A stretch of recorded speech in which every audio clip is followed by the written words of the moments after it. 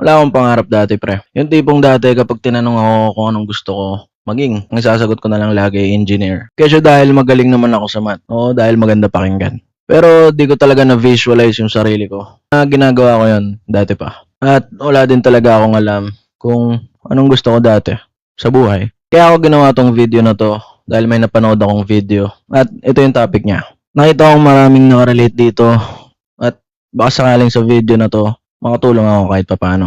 Lahat ng sasabihin ko based to sa sarili kong experience sa buhay at kung anong nag-work para sa akin. Hindi man natin pwedeng gamitin yung mapa ng iba para hanapin ang sarili. Pero baka sakaling makatulong to sa pagsisimula lang sa'yo. Nung 4th year high school ako, doon ako nagsimulang magkaroon ng passion, mag-explore at photography yon. Pero at the same time, kailangan ko din nun pumili ng strand sa senior high.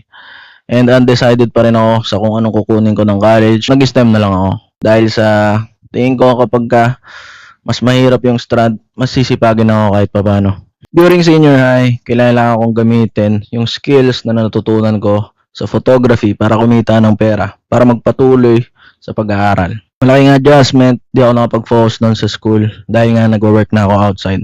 Naitawid ko yung senior high dahil sa photography, pero muntik na talaga akong hindi pumasa. Kaya after nun, napagdesisyonan ko na wag muna magkolehiyo. Dahil kung pag-aaralin ko din yung sarili ko sa college, alam kong hindi ko kakayanin at babagsak lang din ako hanggang sa paulit-ulit na lang ako sa college. Kaya sa lahat ng working student, saludo sa inyo, napakalupit nyo pre. Nagkaroon ng pandemic, nawala ng clients sa photography.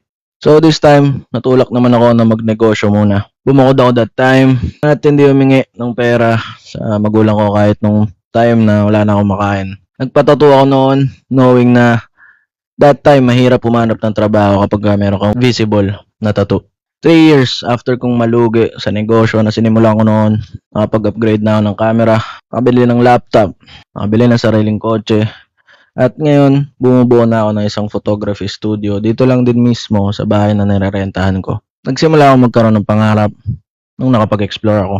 Pero ginalawan ko lang yun nung wala na akong choice para mag-rely dito.